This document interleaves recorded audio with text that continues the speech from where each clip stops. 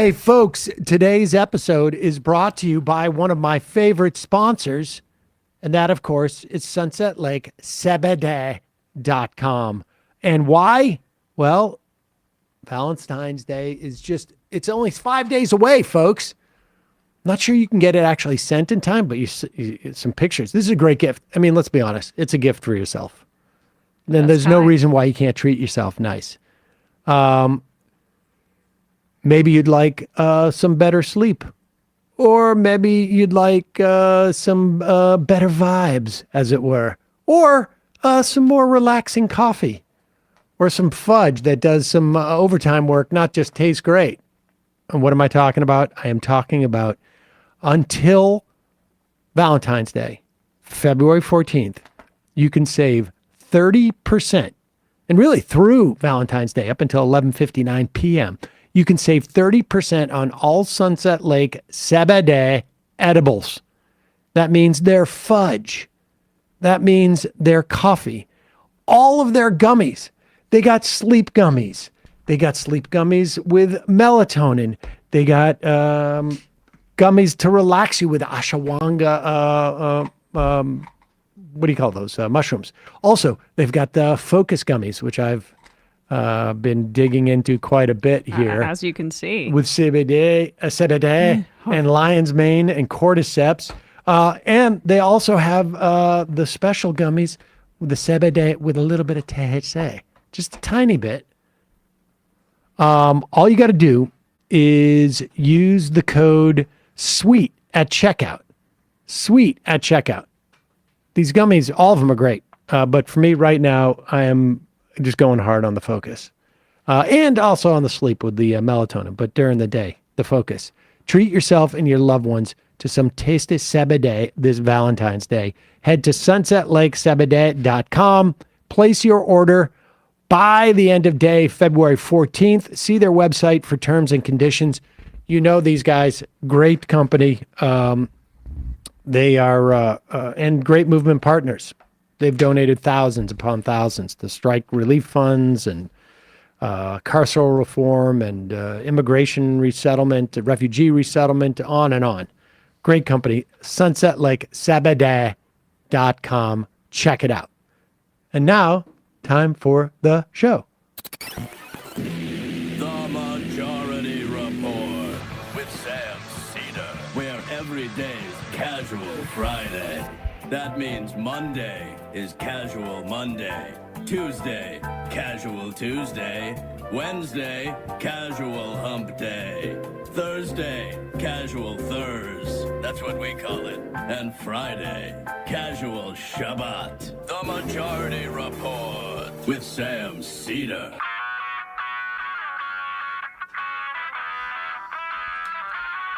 It is Friday, February 9th, 2024. My name is Sam Seder. This is the 5-time award-winning Majority Report.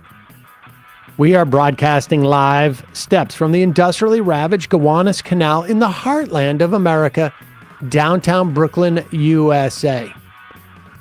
On the program today, DC Bureau Chief at the Intercept, co-host of Counterpoint's author. His latest, The Squad, AOC, and the Hope of a Political Revolution. Ryan Grimm will be joining us. Also on the program, cleared of criminal wrongdoing by a special counsel investigating documents case, Biden insists he can remember things.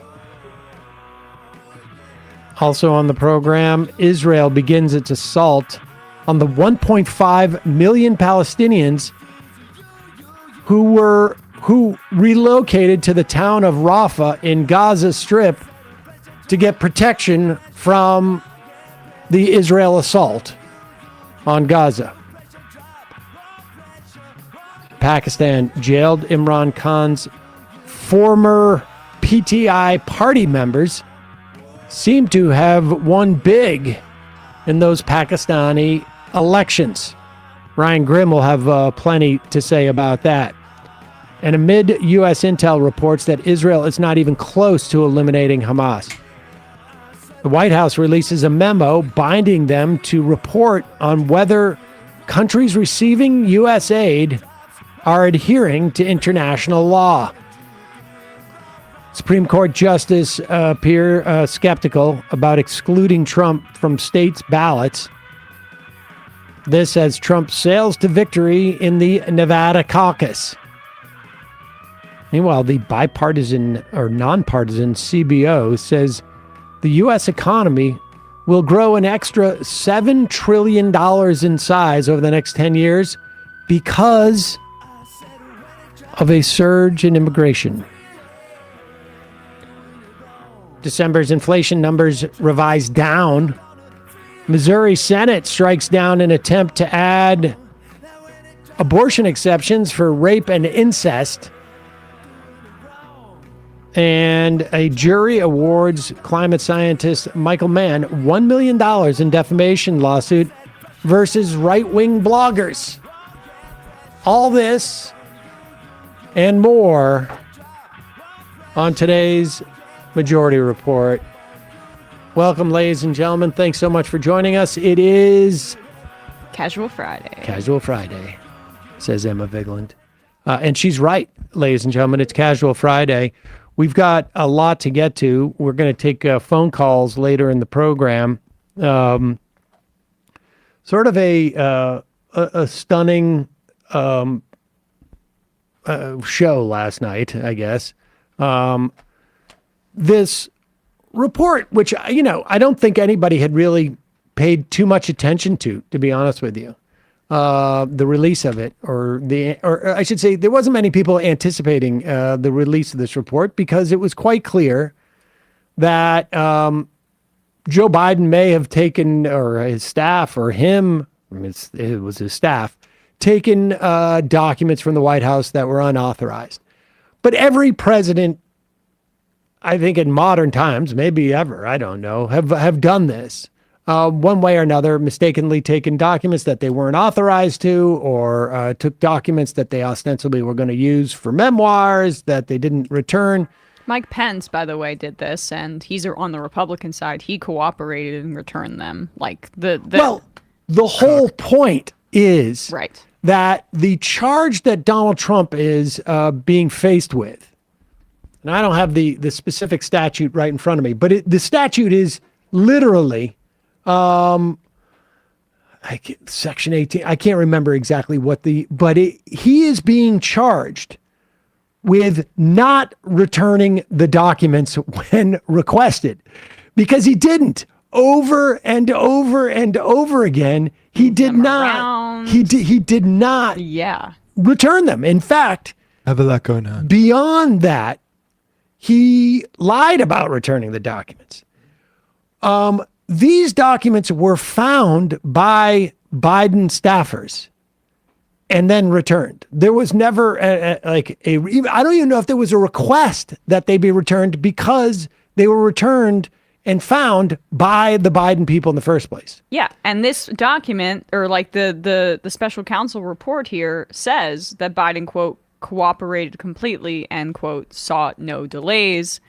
That should be the top line, I guess, if you're the special counsel here, but this is a Republican special counsel. Well, there's a whole nother, and we'll get deeper into this with Ryan Grimm. But the point being is that this special counsel, although he sort of said in two different places that there was no evidence ultimately of any of the sort of potential things that he could be charged with. So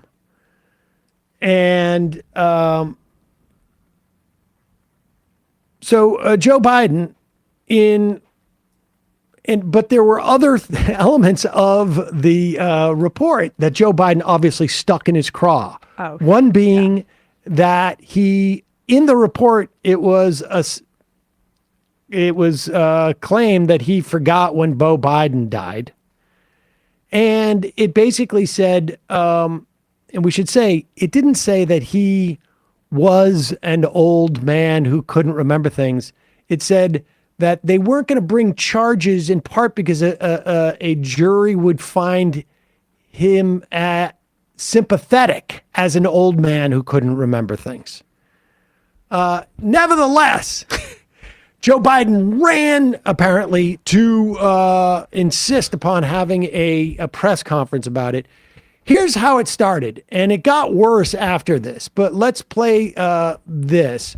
What are we starting? About 20 seconds in or so? Yeah, I mean, this was the emergency press conference that he called, the emergency. Yeah. And when you hear that kind of thing, you think, oh my God, there's like a massive international development. Perhaps he's making a shift on Israel, was This my was like wishful at 7:30, thinking. was it at? Oh I don't my know. God, It's pretty I get a solid bet, notification so- on my phone, like, let's turn on cable. There's some big news happening. And really, it's just Biden is upset about the editorializing in the special counsel report. Let me say a few things before I take your questions. As you know, the special counsel released his findings today about their look into my handling of classified documents. I was pleased to see he reached a firm conclusion that no charges should be brought against me in this case. This was an exhaustive investigation going back more than 40 years, even into the 1970s when I was still a new United States Senator. The special counsel acknowledged I cooperated completely. I did not throw up any roadblocks. I sought no delays. In fact, I was so determined to give the special counsel what he needed, I went forward with a 5-hour in-person interview over 2 days on October the 8th and 9th of last year, even though Israel had just been attacked by Hamas on the 7th and I was very occupied. It was in the middle of handling an international crisis. I was especially pleased to see special counsel make clear the stark distinction and difference between this case and Mr. Trump's case. The special counsel wrote, and I quote, "Several material distinctions between Mr. Trump's case and Mr. Biden's are clear," continuing to quote, "Most notably, after given multiple chances to return classified documents to avoid prosecution, Mr. Trump allegedly did the opposite. According to the indictment, he not only refused to return the documents for many months, he also obstructed justice by enlisting others to destroy evidence and then to lie about it. In contrast," he went on to say, "Mr. Biden turned in classified documents to the National Archives and the Department of Justice, consented to the search of multiple locations, including his home, sat for a voluntary interview, and in other ways cooperated with the investigation," end of quote. I've seen the headlines since the report was released about my willful retention of documents. These assertions are not only misleading, they're just plain wrong. On page 215, if you had a chance, I know it's a thick document. On page 215, the report of the special counsel found the exact opposite. Here's what he wrote. "There is in fact a shortage of evidence that I willfully retained classified materials related to Afghanistan." On page 12, the special counsel also wrote for another documents, "The decision to decline criminal charges was straightforward. The evidence suggests that Mr. Biden did not willfully retain these documents. The evidence said I did not willfully retain these documents. In addition, I know there's some attention paid to some language in the report about my recollection of events. There's even reference that I don't remember when my son died. How in the hell dare he raise that? Frankly, when I was asked the question, I thought to myself, it wasn't any of their damn business. Let me tell you something. Some of you have commented, I wear since the day he died, every single day, the rosary he got from Our Lady of... Every Memorial Day we hold a service remembering him, attended by friends and family and the people who loved him. I don't need anyone to remind me when he passed away or passed away. Now, this would have been fine if he just wrapped it up here and then left, frankly.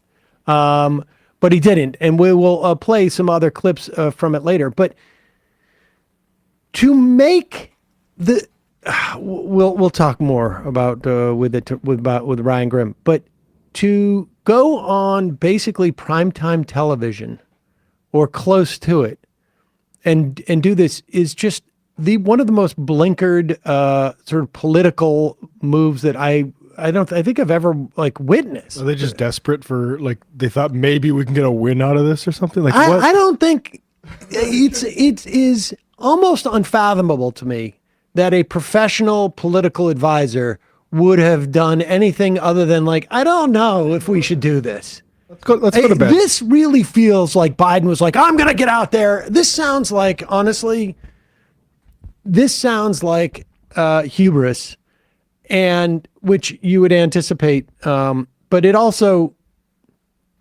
sounds like, conversations that I've had with people of that age around, like, maybe you don't need to drive Yeah. the full 3 hours. Right. Maybe we'll have somebody else drive. I mean, the quote is, right? Like the quote that he said in there, I am well-meaning and I'm an elderly man and I know what the hell I'm doing.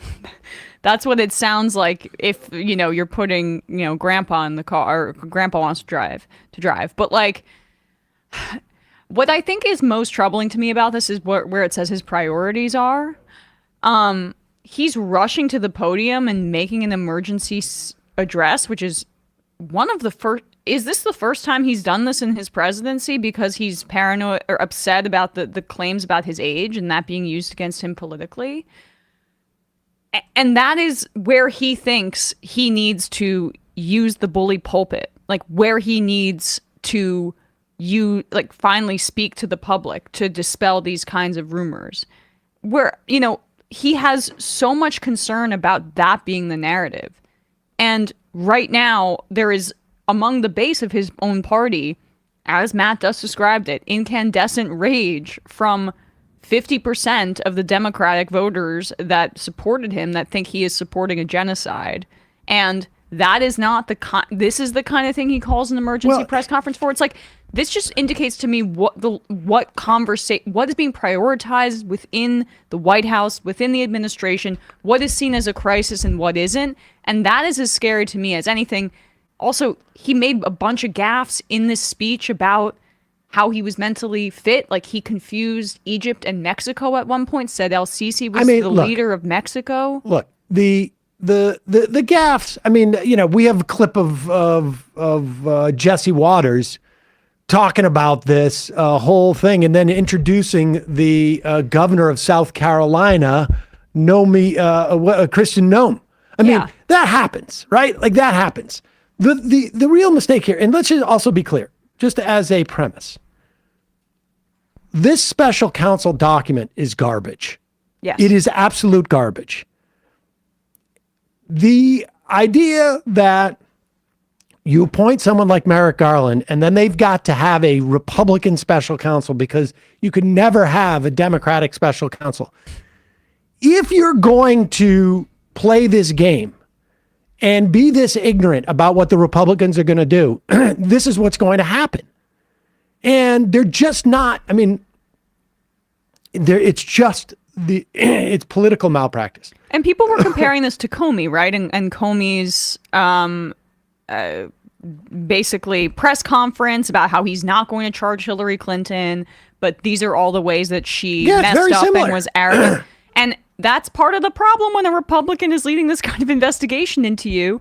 These were clearly little landmines for Biden, but like just bites that this guy knew right-wing media is going to pick up on. And this is the exact sort of thing he should have been above and not stepped into. That's his whole brand, is like, you should be smarter than this. Exactly. So it's about not charging the guy, but politically damaging him in the same way that's what happened with Clinton. And I mean, all of these things can be true at the same time, I think. But Biden's indignation, it seemed very emotional for him. Well, of course, he was pissed. Yeah. But the point is like, you've got to run a campaign. All right, we're going to take a break, and and in a moment we'll talk more about this with Ryan Grimm, because this is an important election.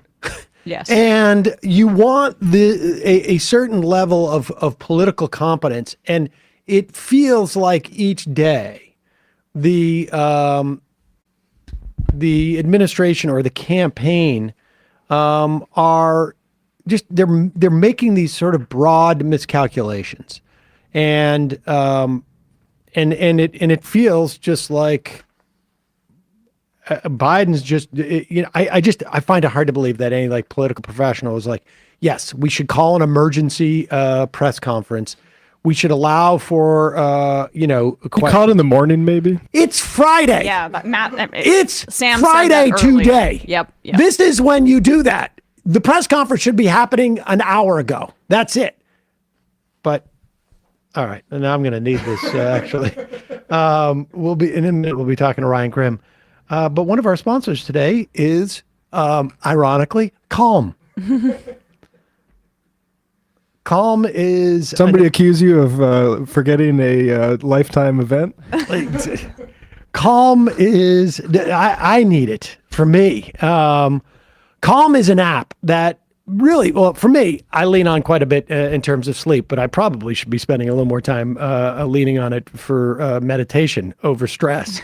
Many of you get in bed, you start checking your social media, and all of a sudden 45 minutes have passed. Your nighttime doom scroller, guilty. Calm helps you form new and healthy bedtime habits. The Calm app gives you the tools that you need to feel better, and they put it in your back pocket. If you go to calm.com, that's CALM.com/majority, calm.com/majority, you're going to get a special offer of 40% off a Calm premium subscription, and new content is added every week. It is the #1 app, Calm, for sleep and meditation. Essentially, the thing that's great about Calm is it recognizes, they realize that there's multiple different needs that you might have. And mental health differs from person to person. Time for meditation varies, and also your experience in terms of meditating varies. So Calm basically provides content that caters to your specific preferences and needs and what your problems might be. Their meditations range from focuses on anxiety and stress, to relaxation, to focus itself, to building good habits, to taking care of your physical well-being. And then what I really love, they have sleep stories with hundreds of titles that put you to sleep. They also have sleep meditations. They also have calming music. And they also, what I use quite a bit is what do you call it? Ambient sound stuff that will have you drifting off. They have one that I listen to that is like a certain megahertz that is helps you sleep. Helps me sleep anyways. They have expert-led talks on topics such as tips for overcoming stress and anxiety, handling grief, improving self-esteem, caring for relationships, and more. I'd like them to introduce how you get over certain frustrations at work, but actually they do have that, but it's a little more general than I need. But you can stress less and sleep more and live better with Calm. For listeners of this show, Calm is offering an exclusive offer, 40% off a Calm premium subscription at calm.com, CALM.com, calm.com/majority for 40% off unlimited access to Calm's entire library. That's calm.com/majority. Also, today's program sponsored in part by Zippix nicotine toothpicks. Zippix brings you a totally satisfying, convenient, and great tasting way to curb your nicotine cravings, because it is time for all of you who are engaging in putting smoke or vape in your lungs to stop. Now you can get your nicotine fix anytime without having to rely on smoking or vaping. Zippix toothpicks give you an easier, a healthier, more discreet way to get your fix, and also a great way to control how much you're getting. They have 2 milligram and 3 milligram toothpicks. They have 6 different flavors. You can, Zippix are great for if you're on an airline or you're at a sporting event, you're at a restaurant, literally everywhere else that smoking and vaping are banned. They're also one of the most cost-effective nicotine products on the market. I know that toothpicks, for me, helped me a lot with my oral fixation. when I stopped smoking, well, almost 2 decades ago now, not quite. But you see me eating toothpicks all the time. And if you, or not eating, using toothpicks, Zippix also offers a caffeine and B12 infused toothpicks. If you're not a nicotine user, or if you want to taper down, go to 3, 2, and then into the caffeine B12. If you're trying to get away from that nicotine habit, Zippix has already helped tens of thousands of customers in leading a healthier lifestyle. And if you currently smoke or vape, they can probably help you too.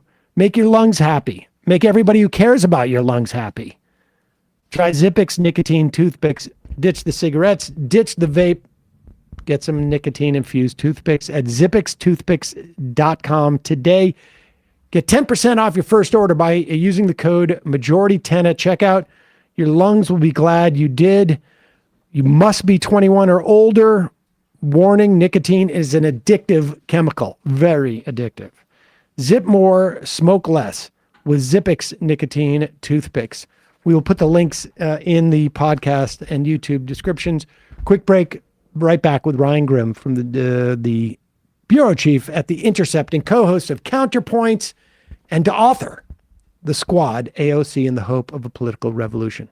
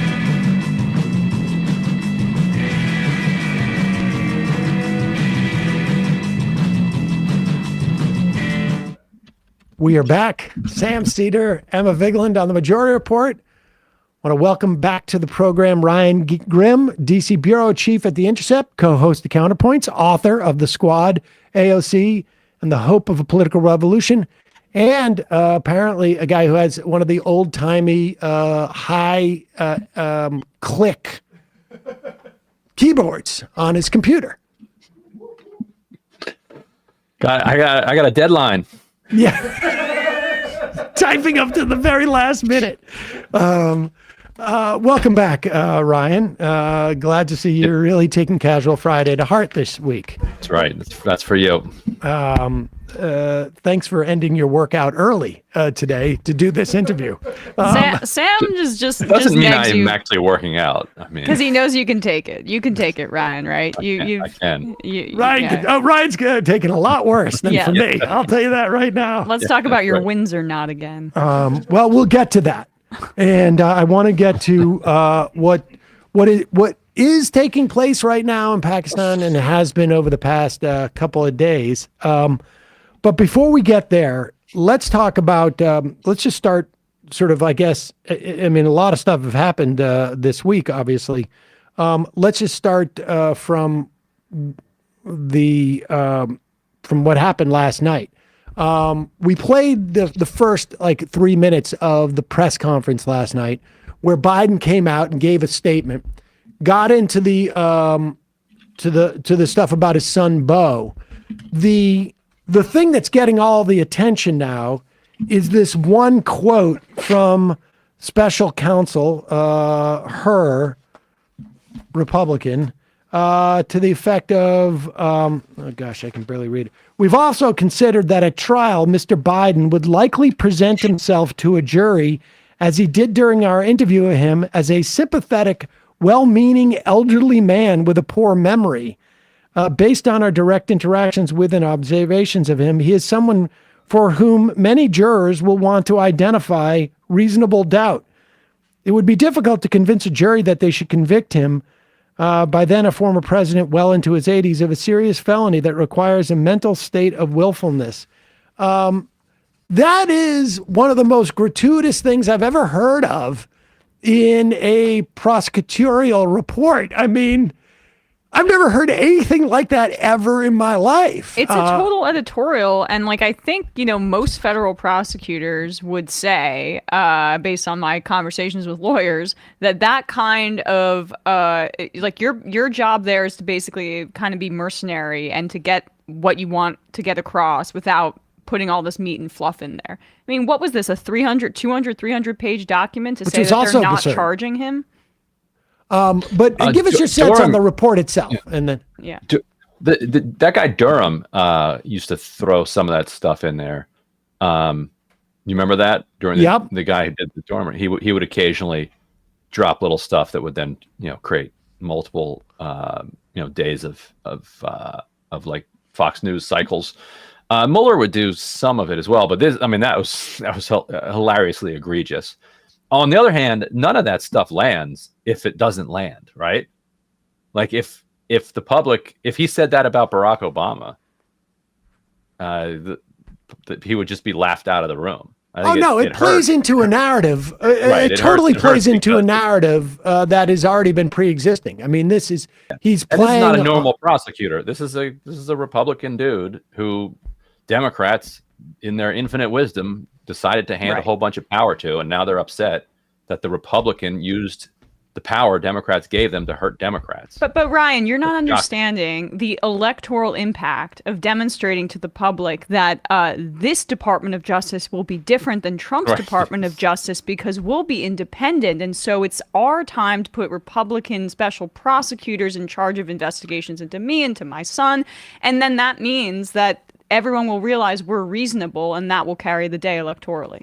There you go. It all goes back to this like impulse to just kind of own Republicans by making Merrick Garland the Attorney General. Like they wanted to do it simply because it was unfair that he was kept off the Supreme Court, and like, we'll show him. And Doug Jones was like inches away from being Attorney General, and you would have a completely different situation, I think, if Doug Jones had been Attorney General. Radically different. And I don't know if you remember, but during the transition, I got my hands on private video of this like hour-long meeting that Biden had with civil rights leaders, where he was like berating them, and like there was a bunch of interesting like news nuggets from it. But one of the things in there, he was like, "Look, I'm being pressured to name an African-American man or woman to be Attorney General." He's like, that's not going to happen, but I promise you that you're going to love who I named to be Attorney General. He has prosecuted the Klan. He described like a bunch of other things, like all of which perfectly fit Doug Jones and do not fit Merrick Garland. So something happened in the span of like a week where they didn't choose Doug Jones, or he was just lying. I don't think he was just straight up lying. I think they were leaning towards Jones. And then they went with Merrick Garland instead. And Merrick Garland then, drags his feet on all these Trump prosecutions. And then when he eventually does it, he's like, well, I guess I got to prosecute Biden too, and appoints a Republican who then does this. Let's play this clip of Biden where he starts taking questions. I mean, for the other sort of, in my mind, sort of political mistake here was to hold this press conference at 7:30 at night Eastern time at all, frankly. I mean, it's one thing to put out a statement and then maybe come back and do a press conference in the morning, but this just doesn't make any sense to me. And even here, he's got a good line with Steve, but he's not. Well, let's play this and then we'll just. Something the special counsel said in his report is that one of the reasons you were not charged is because, in his description, you are a well-meaning elderly man with a poor memory. I'm well-meaning, and I'm an elderly man, and I know what the hell I'm doing. I've been president. I put this country back on its feet. I don't need his recommendation. It's How totally bad is your memory, and can you continue as president? My memory is so bad, I let you speak. That's Your my, memory has gotten worse, Mr. no, President. look, my memory. All right. That was a pretty good laugh line. I mean, he could have, I mean, I would have delivered it in a slightly different way, but it's a pretty good laugh line. But the idea of like going out there and even like addressing this stuff as if it's like such an emergency at 7:30 at night, that's what sort of like hyped it all up, right? I mean, there's a real quality to this that it feels like Joe Biden got pissed off at these things and said, I'm going to go do this. And there's nobody in the White House to go, maybe we need to count to 10 and approach this in a much more sort of like, because I mean, I'm old enough to remember when Ronald Reagan, in his debate about age, he was asked a question about age and he said, I'm not going to hold, I think it was Mondale's, I'm not going to hold Mondale's youth against him. And he flipped the whole thing around. And with just a little bit of time, they could have like done that exact same thing. You want to bring him out, have it work in your advantage. This is one of the most defensive things I've ever seen for something that, frankly, I don't think anybody even cared about. It does show an enormous amount of defensiveness. Yes. And you have been hearing for years stories of Biden's temper. And once in a while it flashes out in public, but people who've worked with him over the decades have said that that's one of the defining things about him in private is this really rough temper. And you could see that he was seething last night, and you can only imagine how much he was seething like an hour before or an hour and a half before, when he basically probably browbeat the staff into making sure that they did have this press conference, which to your point does make it seem like he's a bit desperate. I mean, it's like, what's the urgency here? The whole country's not sitting with bated breath and like, oh my God, the president has not been indicted. But that's what I said earlier. This is an indication of his priorities. He's not holding emergency press conferences about the genocide. He's not holding emergency press conferences about any other like international or national emergency. Like, this is what got him all riled up. I think they invoked his son. That's a source that's a sore spot for him. But like, also what's frustrating is we can all see that he is not the same guy he was 10 years ago. And there's a quality of what Sam, you were kind of alluding to earlier. It's like, Grandpa wants to drive and I'm an elderly man and you're not going to tell me that I can't drive. And his past history with having a temper or being a little bit emotional in some of these things when some triggers happen for him, and that complete political malpractice last night it's an indication, one, of the priorities, and two, I think, of what the conversations in the White House are about. And it's really not about the things that really matter, honestly, to voters and to just the country. Yeah, and there's also always been this sense out there in the conventional wisdom that, Biden is the nominee, and there's nothing that anybody can do about it. And that might even be true at this date, but it hasn't been true before. You can imagine a world a couple months ago in which you had statements from, David Axelrod came out and he kind of, showed a little leg on the idea that maybe somebody else should run against Biden. If that was followed up by Chuck Schumer, saying he agreed with that, by Dick Durbin saying he agreed with that, by Hakeem Jeffries and Steny Hoyer, telling reporters he agreed with that, that changes the entire calculation. So the idea that it couldn't be done was always a lie, and Biden understands that. And so I think Biden was worried that the combination of his non-meetings with like Mitterrand and whoever else he thought he accidentally mentioned not having spoken to, combined with this, create the potential of there being some behind the scenes moves to explore the possibility of something going on. So the idea that Chuck Schumer is going to stick his neck out, like even like it's not a centimeter, not even a millimeter.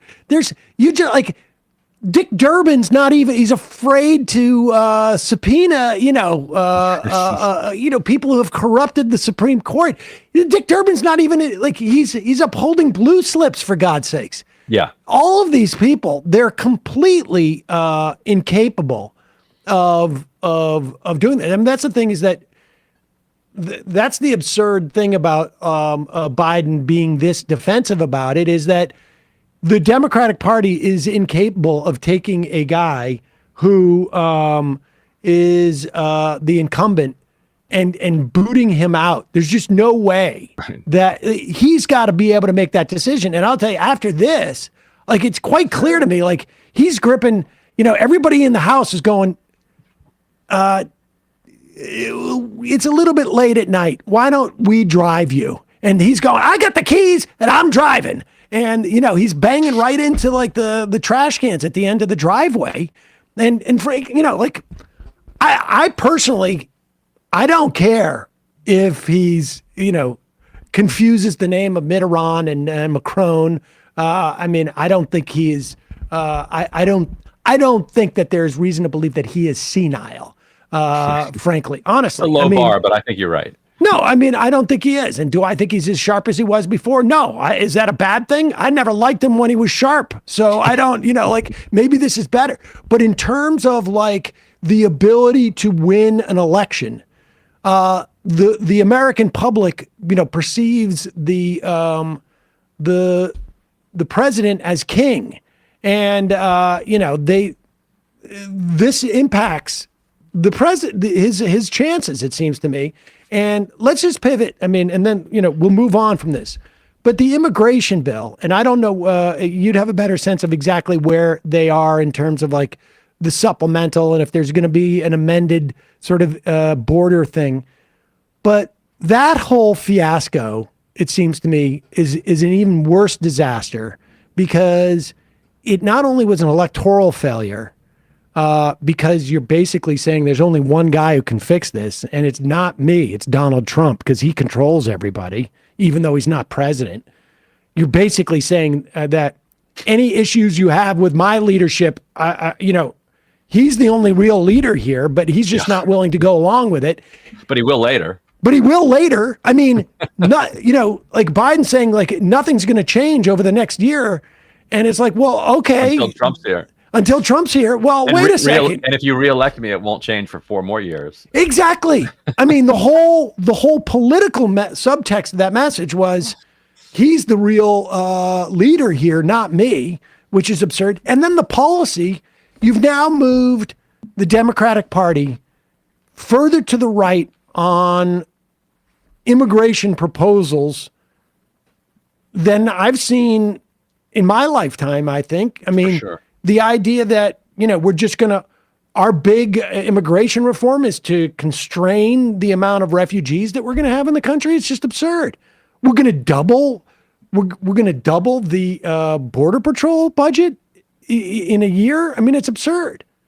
And billions more for ICE, which might soon be run by Stephen Miller. It's like, yeah.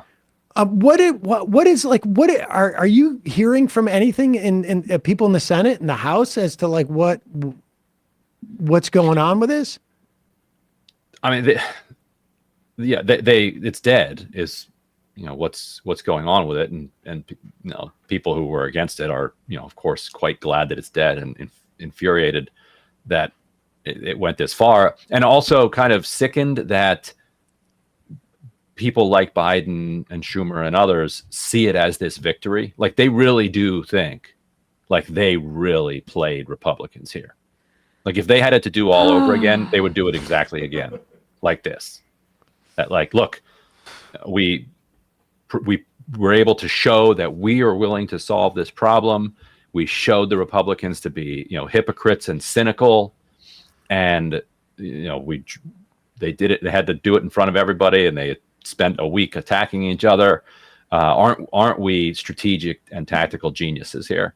They would absolutely do it all over again, while reinforcing the problem is the border. So this is, I just want to, like, reiterate this for people. The Republicans have nothing to run on in 2024. The guy that is going to lead the ticket has over 90 indictments or charges being brought against him. He is deeply polarizing and unpopular to the general public. They lost big on trans issues. No one gives a crap.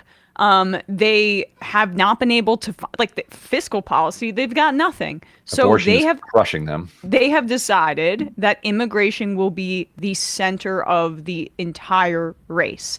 And what the Democrats think was a strategic win was saying they are totally right about what the biggest problem in the country is. And the only problem is just that they didn't go along with our plan to fix it. But they're right about the whole thing.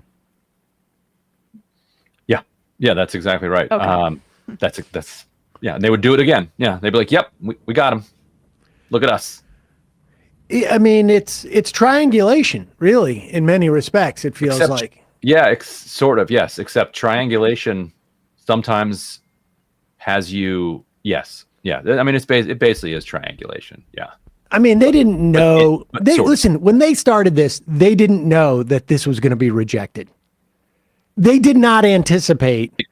They did not when the Biden administration started to put this on the table. They did not know that it was going to be rejected. Okay, because they didn't know that Trump was going to basically be able to break, Mitch McConnell in half over his knee. Essentially, is what he did. Everybody was surprised. Tom Tillis came out like, "I can't believe this," and so they were trying to triangulate. And then they thought they got this great bonus where they said, like, "Oh, we got to say that the border's in crisis, but we're not capable of fixing it because of the Republicans and because of Donald Trump." So, I mean, there's only someone who, like an alien who came down would just be like, "Oh, well, I know how to fix this. Get the guy who's in charge of Congress to come in and be president, and then your crisis will be over." It's just insane to me. Yeah, and I think you're right. They didn't know that it was going to go this way, although they could have. I just randomly happened to be on Democracy Now! Like the morning that it came out several months ago that they were going to try to do this thing of pairing an immigration deal with Ukraine. And I just, they asked me if it was going anywhere. I just flat out said no. Like, Republicans will not do anything because they'd rather have the crisis. So it was foreseeable. Even months ago. Of course. I mean, let's say you participated in a grand bargain. Let's just say hypothetically, that was to offer the Republicans something they have desired for years, which is a cut in Social Security benefits. And you went ahead and they didn't, accept it because they were too extreme. You would theoretically maybe have an outline of how it could go again. And it was Joe Biden who did that. I mean, people can read your not this past book, but the first book, right? On how that went down, and that didn't quite work out that well for the Democrats in the long run. It seems to me. No, just a giant waste of time for everybody. Giant waste of time, and here we are. All right. Well, let's turn to before we get to Pakistan. The White House released a memo yesterday that basically reiterated what is known as the Leahy rule, I guess, which is that the White House is responsible for providing a memo or a report on how countries that receive U.S. weapons, if they're upholding international law, including ones that are involved in a conflict right now. So will you please characterize what that really means to the extent that it means anything? The timing is interesting. The law is on the books. Like, Biden administration could enforce the law. That's why Josh Paul stepped down from the State Department and has since been doing the rounds. I suspect you guys have had him on here at some point. If not, you should. We've played his clips. Yeah. Yeah. So it was his job kind of to make sure that countries were following the Leahy law when it came to weapons distributions. And what he was told during this war, do not check anything. Like, just get the weapons out the door. And he's like, including to even all of these units that, are under suspicion of this, that, and the other thing. They said, yes, do it. And he said, no, I quit. I'm not doing that. So the law is already on the books. the timing of like reminding everyone that this law is on the books is at least interesting, but they do put out these statements, somewhat annually or so, and it doesn't mean they're doing anything about it. Like yesterday, both John Kirby and Vedant Patel, NSC and State Department said that if Netanyahu, it went into Rafah, it would be a quote disaster, and that the State Department has asked, okay, what are you going to do? What are you guys going to do about that? Nothing. Yeah. So no, not gonna do anything. So like literally an hour after they said that, the Israelis bombed Rafah. Yeah, they're like, we're doing it. Everybody out, we're doing it. And it's like, out to where? What do you mean? It feels like they want to blow up the border fence and kind of spill people into Sinai. That's the only thing that can make any sense besides a wholesale massacre. What when you say the timing's interesting, why? Well, because they're under a lot of pressure to do something to try to get this out of control government under control. 4 months now of expressing concerns and having tough, frank conversations behind the scenes hasn't led to any material change in how Israel is conducting its war, and comes like a day after Netanyahu rejected this hostages for a ceasefire deal. So the pressure is really building, because the argument that you keep hearing from Democratic operatives is, this people will forget about this, and when it comes time to vote. That assumes at some point it's going to stop.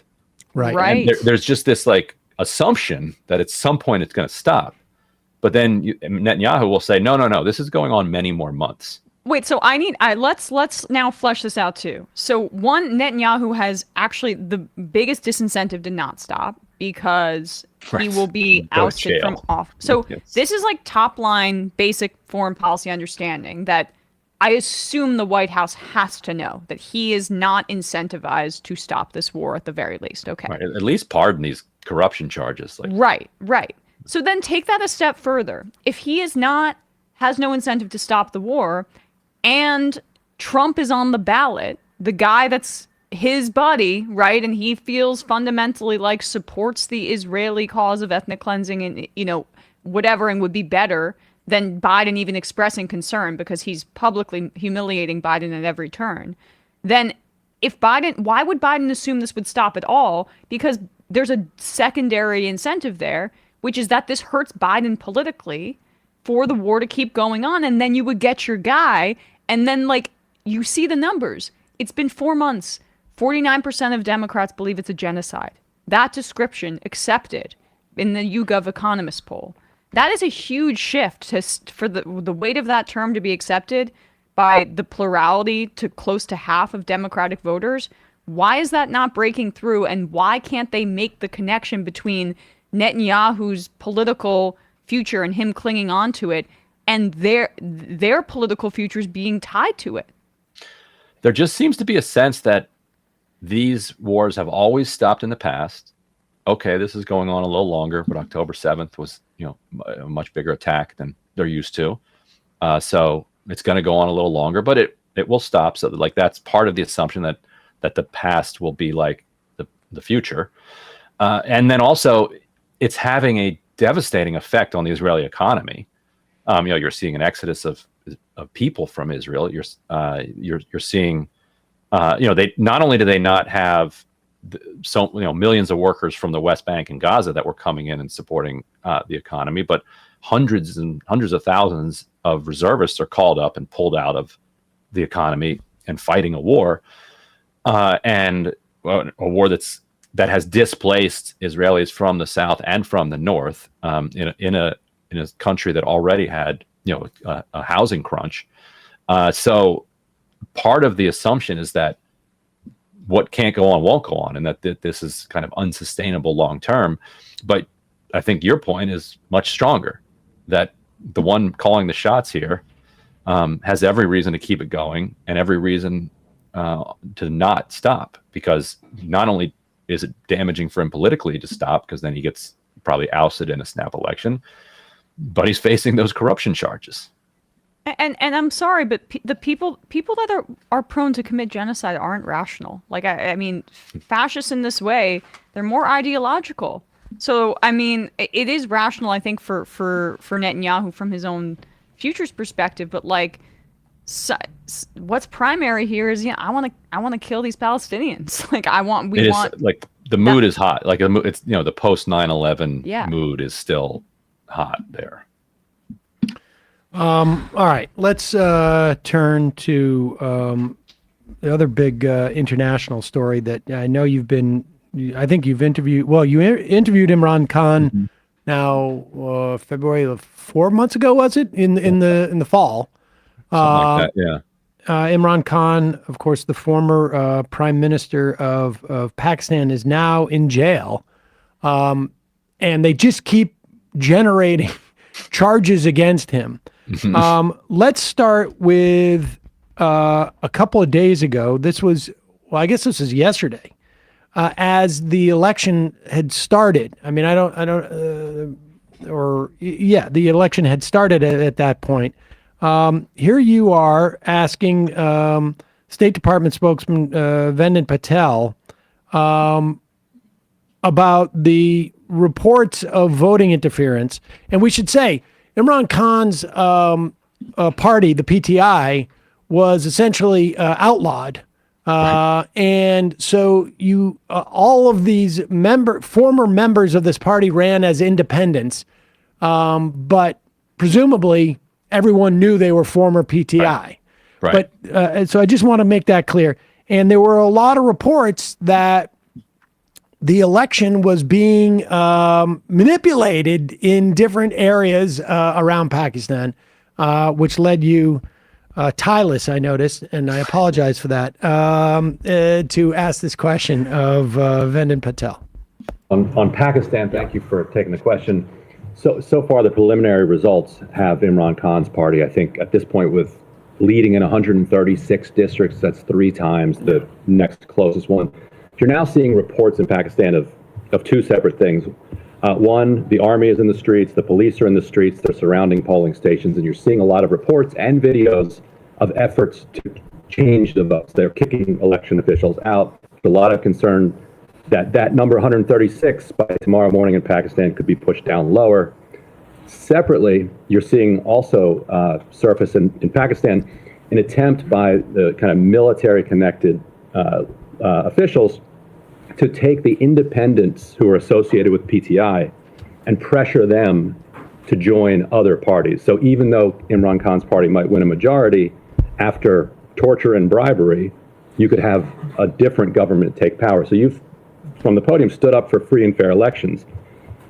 But free and fair elections are one thing, but if you torture your way to a majority after that, that doesn't quite live up to kind of the values that you were stating from there. So this seems like a pretty pivotal moment for kind of America and Pakistan relations. Look, Brian, the thing about preliminary results is that they are preliminary, and I am not going to get ahead of any official results, and so I'm not going to comment or speculate further on what a government could look like, what the makeup could be, or anything like that. So you would be okay what I will just reiterate again is that we condemn all instances of election-related violence, even some of the kinds that you are describing, that took place in the weeks preceding the election as well as on election day. We also believe that these kinds of actions have affected a number of political parties across Pakistan. And we're also concerned about the steps that were taken to restrict freedom of expression, specifically around internet and cell phone use. But again, I'm just not going to just real quick, speculate on results or government makeup. But let's say the Pakistani people do elect a majority of independents associated with the PTI, but then after a bunch of backroom negotiations, which are accompanied by reports of torture, all of a sudden there's another candidate that has a majority. Would that be okay with the United States? I'm not gonna You can't say that wouldn't be okay with the United States. I'm not gonna hypothesize on a made-up situation that you're just describing right now. We will, at some point, I have no doubt that the United States of America will comment on the official election results when they happen. But till then, we will defer to the electoral process, which we believe we take very seriously. So, Ryan, give us a follow-up. And I mean, he sort of even addressed the second part of their second question, I guess, which is, what if all of these independents get elected and then they are systematically encouraged to change their party affiliation under duress? I mean, it's not like there's a lot of questions about the charges against Imran Khan. And so it's not like there isn't a model for, if they can put Imran Khan in jail, let's put it this way, so easily, it's not inconceivable that there is enough of a leverage point with these individuals. Where are we in both the vote counting and like what you're hearing about the second scenario? Well, it's getting wild. The military-backed government did not see this happening, and so as a result, we can actually see this deal happening in real time because the TV broadcasters were airing results as they were certified in real time, and so at every polling place there'd be this thing called a Form 45, and both parties would stamp it, and then you'd get to take the form back. And then it would go to television broadcasters, and they're adding them up, and they're telling the Pakistani public, "Wow, look at this! In 100, and now it's over 100, 176 constituencies, the PTI candidate is way ahead." And so then the problem for the army came: what do we do now that this information is out there? And so overnight, you started seeing these incredible shifts in the numbers. When it moved from aggregating all the polling places to the final constituency level, you've had a couple of famous cases where one candidate had won by 50,000 votes. And let's say they had 85,000. In one case, the candidate had 85,000 votes and had won by 50,000. The next morning, that candidate now had 72,000 votes, had actually lost votes as they counted the final 1%. And the candidate who had lost all of a sudden collected another 60,000 votes, and they declare that person a winner. So they're doing that all over the country, but because it was already on television, and those screenshots and videos are now circulating around Pakistan, you're seeing a significant pushback. And the State Department, to their credit, about an hour ago, put out a pretty good statement that said, "We've seen all this BS." And one of the key lines was that this fraud needs to be investigated, and the key line was, we are prepared to work with any political party, regardless of basically whether we like them or not, and that the will of the Pakistani people needs to be respected. It was, if you were the kind of the Pakistani establishment, Nawaz Sharif, the military, I think you did not like that State Department statement, because it's obvious the State Department doesn't have to say we're prepared to work with any political party, because it's obvious they're prepared to work with the military-backed parties. I think that's what we've always done there. So for them to say this fraud needs to be investigated and we'll work with anybody and the will of the people needs to be respected, I think has struck some real fear into the army, which really didn't think that this would get so out of hand so quickly. You're going to steal an election, it's got to be much closer. You can't. It's very hard to steal a landslide when the landslide is already being broadcast on TV. If it's 10% in and it's super close, and they also shut the internet down, which is hilarious. Right, on the day of voting, right? After promising that they wouldn't, they did it.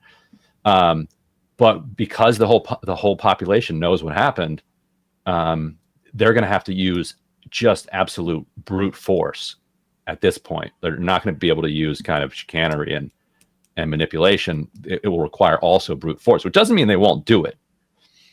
New York Times, meanwhile, the story that was up a few hours ago was still calling Nawaz Sharif the front runner, which is hilarious. It was just utterly hilarious. Even the official results that have been published so far, I think they've called 60 seats for Imran Khan's party and 40 for Nawaz Sharif's. So even the rigged ones that have trickled out have Imran Khan's party in the lead. So the New York Times is just we were told that the military wins every election, so we're just going to run with that until. Were you surprised Were you surprised by these, to the extent that we can sort of like assess what the real election results were? Yes, Were you surprised by that? Yes, because like you said, they basically banned the party. A huge portion of the electorate can't read, and so they would vote based on these symbols. And the symbol of the PTI was a cricket bat for Imran Khan, this famous cricketer, and they took his symbol away. And so many candidates were abducted and then tortured, and then emerged from torture and said that they were withdrawing from the race. And then a new candidate would come in. And party workers were arrested, like thousands of them. So I did assume that the level of repression, coupled with shutting down the internet and all these other weird manipulations, would be enough to suppress their vote low enough that then they could, steal it comfortably. But the polls had been showing that something like 70% of the public supported Imran Khan's party, and so it. Apparently, at some level, there's just nothing you can do, short of like a bloodbath, to hold back, that level of democratic will. So, and to be clear, just so that people understand, this is a parliamentary system. So the party that can form a government, and I think it's like somewhere between 150 and like 166. Is that what it is that it takes? That's about what it would take. Yeah. To form a government in the Pakistani parliament, then presumably they would vote for, nominate and appoint a prime minister, essentially, or vote within their caucus, as it were, I guess. Right. Just so that people understand how this works there. How does this? What's the timeline for something like this? I mean, when will we get a sense of the army successfully created a new outcome of the election, or they have basically just given up the ghost on like pretending that the election came out this way and just basically say like, just trust us on this. And we're not, we're not going to go through the whole counting thing. Just trust us. It's almost midnight there now. And so I think we'll know more in the morning. Nawaz Sharif already came out and gave a victory speech, which was pretty roundly ridiculed because, like I said, he's got something like 40 declared wins, and those are almost all of those are pretty heavily contested. So we should know a lot more by tomorrow. Hopefully, there's a lot of pressure on Sharif to just say, look, what are you going to do? Like, you're really going to take power under these conditions? Like, and if you do, like, how are you going to be able to govern? Like, you so obviously have no mandate. Just do the right thing and gracefully accept defeat here, and then work something out here, rather than what could also happen would be just intense amounts of violence in the street. You already had, I believe it was in Lahore, 4 PTI workers were killed, including like a 14-year-old boy by, so it could get quite ugly. And I think, but the U.S. is trying to prevent it from getting ugly, because if you long term, like, even if you could like grab power here, like what's your play long term? If you're going to both say that you respect democracy, but also want to kind of put into power a party that has something like 15 or 20% of the public's support, like that's not sustainable long term. Has Khan said anything, or is he basically incommunicado at this point? Incommunicado, as far as I can tell, and he can't be prime minister immediately anyway, because you have to be a member of the parliament, and obviously he'd have to get out of prison too. But yeah, it's a pretty shocking upset. But upset implies that they're going to win. It's a shocking show of force. Folks should go. We'll put a link to your interview with Imran Khan and some of the pieces that you've written on this over the past. There was one just from yesterday, I think it was. Yeah. On the 7th, and the 8 flagrant ways the U.S.-backed government in Pakistan is subverting the election. Probably you're going to have to add a couple more. Yes, we didn't even have some of the biggest. Yes, that they're they're going to have to sort of subvert it in retrospect in some way, and that holds. That's your sequel, I guess, to that piece. Yes. All right. Well, one more question. Aren't you from Maryland? Did you go to Maryland? Right? Yeah. Larry Hogan going to have a chance to win in the Senate there? I don't think so. It's a state that loves to elect Republicans statewide to keep their taxes low or in state office. But when it comes to federal office, it feels like they would vote for anybody over a Republican. Like they're pretty solidly partisan. That's I mean, New Hampshire is much closer, but even demonstrates that kind of behavior, that when it comes to, like, New York, even like when it comes to the federal level, all voters there care about is like who's going to vote with the Democrats. Right. But when it comes to the state level, they're keep my taxes low. Keep my taxes low. I can't imagine being a person like that. That votes like that. Oh my God, are you serious? I mean, Yeah, a bunch of them are in Montgomery County already complaining about their high taxes, and while like sending their kids to these great public schools. That's what, like, Republicans in New England were always like that. Yeah, like there was a period of like a year or two ago where I think almost maybe every governor in the Northeast was a Republican. Yep. Yeah. There's that weird psychosis there. Even Vermont. Well, I mean, like, that's why someone like Gottheimer and his charge to get rid of the SALT deduction is so salient or whatever, because there's a lot of rich people who, are not really committed, I think, in the Northeast and in suburbs of DC, New York, etc. They just want their taxes to be low, but then also say, like, hey, we're anti-racist and like gay people. Yeah. Ryan Grimm, always a pleasure. Folks, if you have not read Ryan's, now, what is it? It's 2, right? Well, if you count the drug book, yeah. Well, the drug book is a completely different book. Yeah. Right. But yes, this is the second of We've what got could be a people. series. Yeah. We've got people, and then the squad. In fact, I just saw we got an IM at one point. I don't have it right here in front of me, but okay, here it is. This is from CLM on the IMs, tangential to the current discussion. But as someone who grew up in what now feels like a naive conservative household, would just like to thank Ryan for writing The Squad. It gave me a lot of perspective on how politics is actually done and what politicians have to deal with. Well, thank you. There you go. So there you go, Ryan. Well, thank you, CLM. Really appreciate that. Ryan Grimm, always a pleasure. Thanks for your time today. Thank you, Ryan. You got it. See ya. All right, folks, we're going to take a quick break, head into the fun half of the program, wherein it really feels like that these days. I just want the Hanna-Barbera like sound effects from like old cartoons. The foot, like Fred running. Flintstone trying to get running. Oh, that thing. Yeah. Well, we'll get sued for that probably, the way the rate things are going right now. Folks, maybe the last thing I should be doing. Yeah, maybe someday I will tell you, we'll give you the backstory of what's going on right now. But be that as it may. Become a member. Yeah, Become a member. You can pay for like expensive set pieces, like a fake anvil to drop on Sam's head to evoke old cartoons.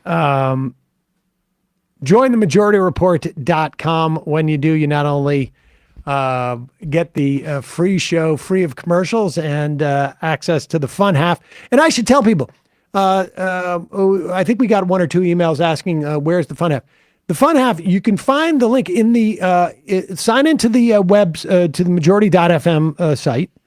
And we always post if you're a member, we always post a link to the full video, including the fun half, in your member post of that day. And also on the app, you could get it too, right? I mean, because that's the same thing travels there.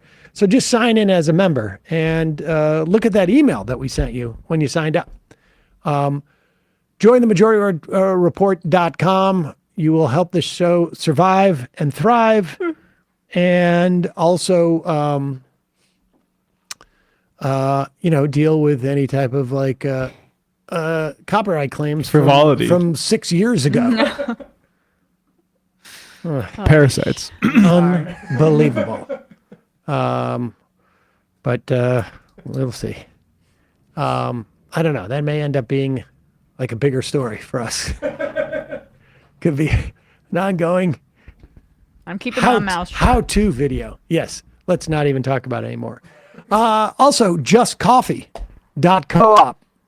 Fair trade coffee and hot cocoa. You can get the Majority Report blend, or you can get a bunch of other blends. They got great blends. You can get 5-pound bags. You can get whole bean. You can get ground. You learning how not to say chocolate is like watching somebody in physical therapy. Totally. Yeah, I've been saying that for a decade. And to sort of like, it's like, it's my version of my Biden press conference. JustCoffee.coop. Use the coupon code majority, get 10% off. Emma. On ESPN yesterday, Bradley and I gave our final picks against the spread for the Super Bowl. It's coming down to a one unit nail biter between the two of us. We also talked about the Dartmouth players unionizing, the basketball players, what that means for unionization in college sports more broadly, and then also NBA trade deadline stuff. YouTube.com/ESPN show. On Left Reckoning over at Left Reckoning Twitch, I believe in a couple hours, either 4 or 5 Eastern time, I will be playing Baldur's Gate with Baldur's Gate experts David Griscom and RM Brown. So we'll be streaming that, so check that out, twitch.tv/Left Reckoning. I got to get into gaming. I keep threatening to do that for years. I've been threatening to do that. At what point did anybody remember when I said I would do this with Saul? Because I sort of feel like I got to put it off. Back when Red Dead Redemption came out, you were talking about playing that because it was Western themed. 2020? Did they update that one? I mean, it's still out, still playable. All right. Quick break. 646-257-3920. We will have time for your calls today. Bye-bye. See you in the fun half. You are in for it. All right, folks. 646-257-3920. See you in the fun half. Just 1 second. I'm sorry, folks. We just... an email from listener Cole. I wanted to get this on the fun half of the program. I don't know if people will keep listening to it. I mean, on the free half of the show.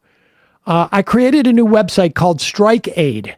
It's at www.strikeaid.com. It's essentially what he's done is aggregate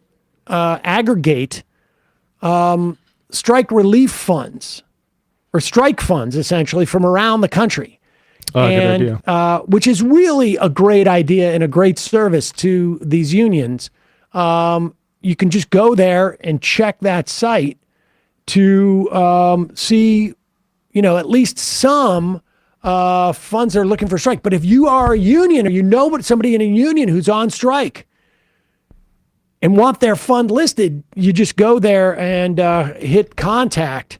So good job, Cole. We will put this we will put this link in the podcast and YouTube description and on the website. And remind me, we'll talk about it Monday too. This is the guy just decided to do it. It's a great... I mean, it makes a lot of sense. And it's something that I feel like we probably could have had going before, but better late than never, because it's a great way to learn about new strikes. And also the one thing you want to know about as a member of the public is how can you support it? Yeah. And if you go to the site, I know that on the About page,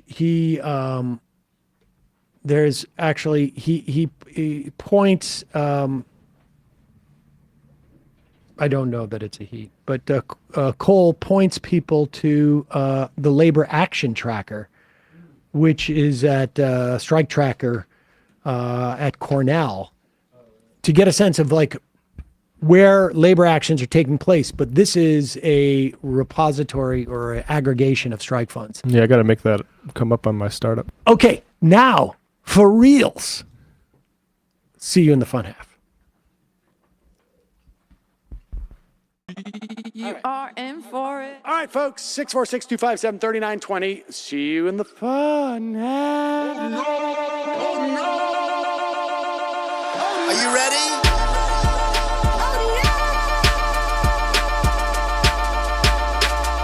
Who sent us this? Alpha males are back. Boy is back. And the alpha males are back.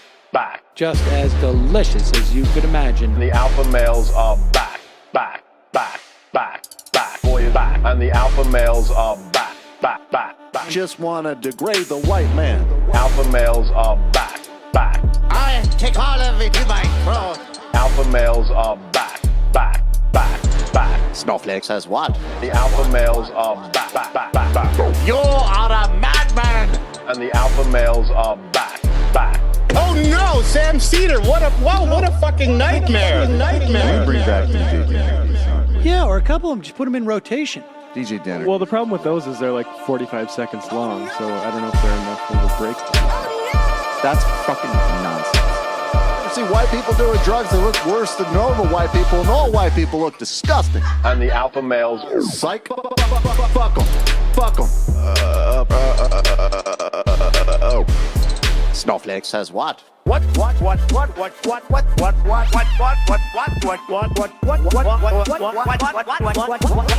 Snowflake says what? A hell of a lot of bank. A hell of a lot of bank. A hell of a lot of bank. Okay, I'm making stupid money. Hell of a lot of bank. A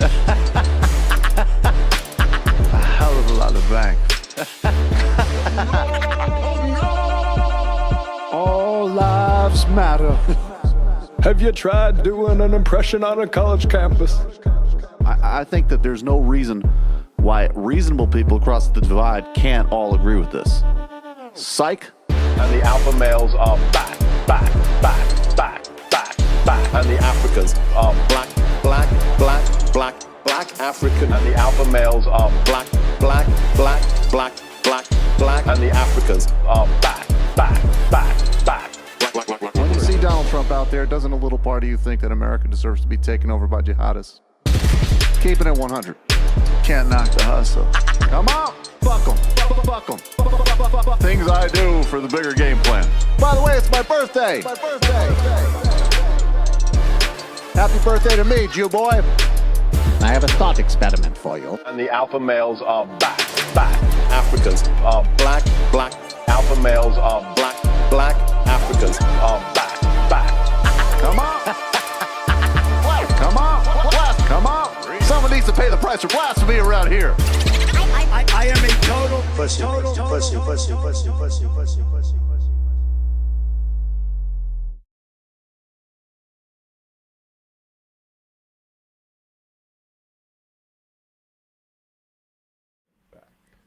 We are back. Sam Cedar, Emma Vigeland on the Majority Report. We will be taking your calls shortly. I don't know. James Lankford on the Senate floor. Meh. Yeah, maybe we should talk about this. Here it is. Lankford's a very senator name. Huh? Lankford is a very senator name. Like, probably comes from a line of senators. Here's James Lankford talking about his immigration bill. It's not an immigration bill. It is a shutting of the door or closing of the door or let's say narrowing the gap for refugees to come into this country, and a way to ostensibly, punish immigration and immigrants. It failed because the Republican Party really doesn't care about immigration beyond the fact that it's a great way to demonize non-white people. If they cared about immigration, they wouldn't be so focused just on the border. They would also be focused on the idea of like overstays to visas, which accounts for half of the unauthorized immigrants in this country. But that's not the case. And so here's Lankford complaining that the bigots and revanchists who he designed this border bill for are mad at him for designing the bill. Some of them may have policy differences. Some of them have been very clear with me. They have political differences with the bill. They say it's the wrong time to solve the problem. Like me. Or let the presidential election solve this problem. In fact, I had a popular commentator 4 weeks ago that I talked to that told me flat out, before they knew any of the contents of the bill, nothing was out at that point, that told me flat out, if you try to move a bill that solves the border crisis during this presidential year, I will do whatever I can to destroy you. Because I do not want you to solve this during the presidential election. By the way, they have been faithful to their promise and have done everything they can to destroy me in the past several weeks. I mean, what kind of, what destruction? Say Yeah. he's bad. Yeah, you're fine, buddy. But I do like the idea of, I mean, these are your friends, right? Yeah, what are you doing about it? These are your friends. Like, maybe if you don't want your friends to be horrible people, don't be friends with horrible people. Well, the other problem is that this is the Republican Party has built this. They have built this entire apparatus. Apparently, the person who did it was a guy named Jesse Kelly. You guys remember him? He was the one on Tim Pool's show that said all the murdering stuff. That is that the same guy? That's that guy. Wow. This was the one that Tim said. Yeah, big Jesse, time freak. you kept talking about throwing people out of helicopters and stuff. Oh. We're going to get demonetized. Well, I thought it was YouTube demonetized. Wait, doesn't YouTube do that? It's this guy. I can't even oh my God. Well, maybe you shouldn't have the type of relationship, a personal relationship with a guy who goes on Tim Pool on a regular basis. But here is Jesse Kelly admitting that he was the one who threatened James Lankford. He writes, he may be a eunuch, but I'll say this about James Lankford. He has great taste in radio. Yes, in case you're wondering, he's talking about me. So Jesse Kelly came out and look, I all the best to Jesse Kelly in destroying James Lankford. I believe that any right-wing radio personality should be trying to destroy all of their politicians. Frankly, I'm totally in favor of that. Yeah. Keep it up. I was looking for. I've seen Jesse Kelly tweet out some really egregious fascist stuff, and I was trying to find that stuff, but I found this other tweet by him, which is, "I'm at a Lego robotics tournament for my oldest, and you've never seen this many depressed fathers in one place. We're all thinking other kids play football." Imagine tweeting that about your kid. Say it again. I'm at a Lego robotics tournament for my oldest.